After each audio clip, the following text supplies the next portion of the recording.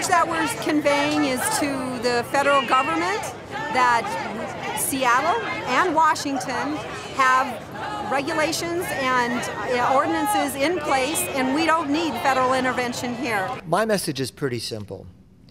The federal actions to close down the medical cannabis providers is making our neighborhoods less safe. The Department of Justice actually issued landlord letters that went out to the occupants of dispensaries as well as to the property owners of the dispensaries, saying that if they did not cease renting to cannabis businesses, that the federal government would actually come in and take their property. Now, the federal government seemed to give us a clear indication a year or so ago in a memo, the U.S. Department of Justice, that they would not intervene in states where dispensaries are unambiguously complying with state law. So the city was able to come together with me, and we were able to come up with regulations that both the city could deal with and that we could deal with in the cannabis world. One of those was 1,000 foot from a school. So there's a school 1,058 feet from me, according to the Shoreline City.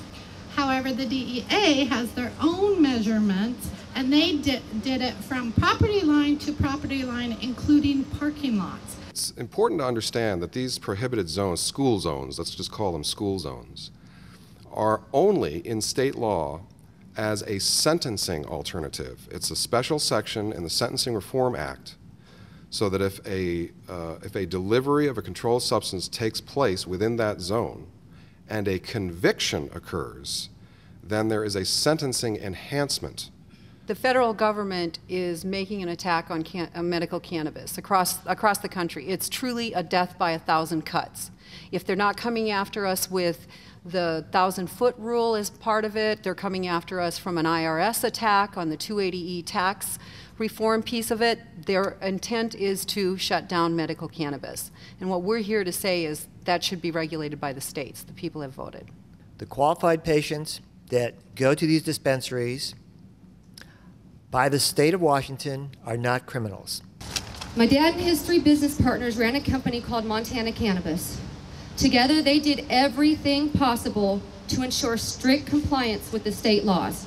Washington State is moving towards a rational regulatory system, and in other states where these regulatory systems are in place, we've already seen reductions in DUI arrests, reductions in youth use of cannabis, reductions in the sale of beer. My dad, 3 weeks ago today, died a very miserable, painful death in federal custody while serving time providing medicines to his patients. My mom is currently serving 2 years for working for the company. My brother is serving 5 years for working for the company. I guess our message to the federal government is get off our backs. We must come together and take a stand on this disturbing violation of our constitutional rights. Our right to speak freely about the benefits of cannabis as medicine. Our right to protect family and property. Our right to experiment on the state level policies that have overwhelming approval of voters. Our rights to shape state laws without interference from overzealous federal agents. Our right to be free from unreasonable search and seizure.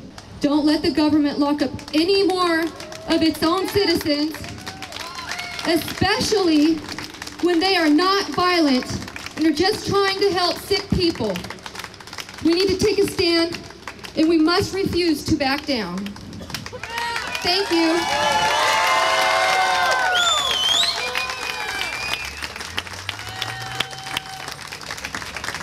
We can't stop till every man and every woman is out of prison and families are reunited.